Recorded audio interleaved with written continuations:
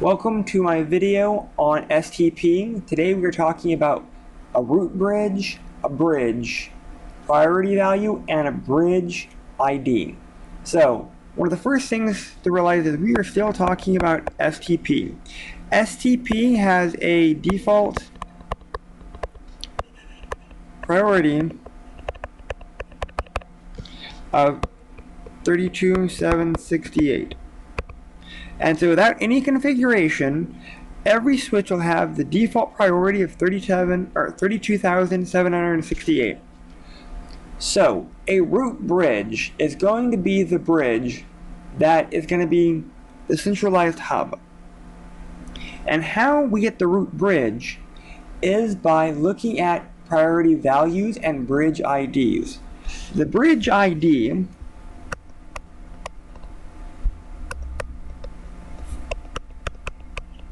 consists of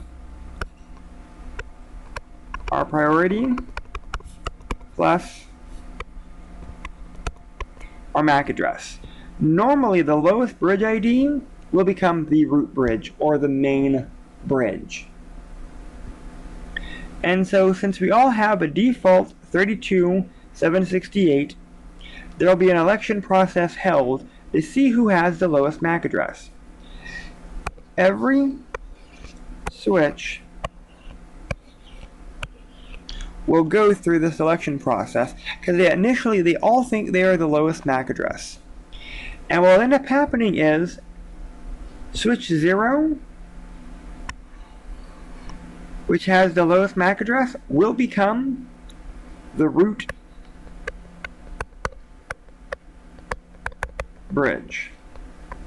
And all that means is this guy right here is going to be the primary switch when it comes to handling all the centralized communication. What I mean by that is it's actually going to have its links stay up because everyone wants to be able to communicate through it. And how that's done is, part of that, it'll look at switch 1 and switch 2 to see where they're at, to see where their MAC addresses are. And it'll start going through some of these different types of ports. Any port that is facing the root bridge is called a root port.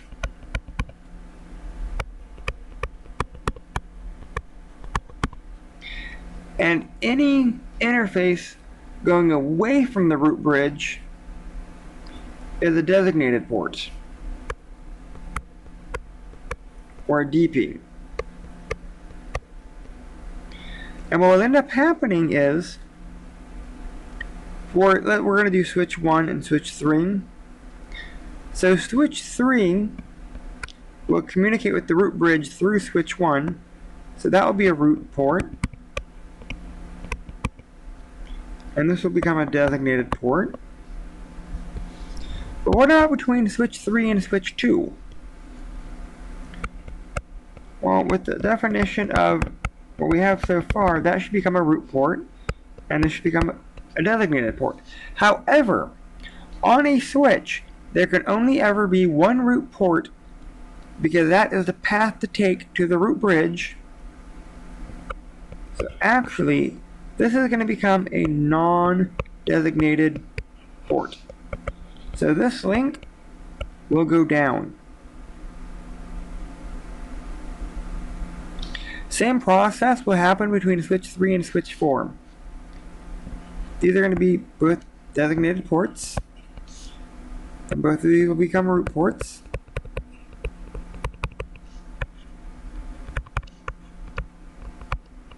Normally it will look at the speed of the link, and that will determine some form of which link will go down. They'll have an election, and one of these links will go down. A non-port. So this entire link will be down, and all traffic will travel through the bottom link. If for whatever reason this link right here happens to go down, this one will actually go back on and go back active. This is bridge ID, primary switch or root bridge, designated ports, and root ports in a nutshell.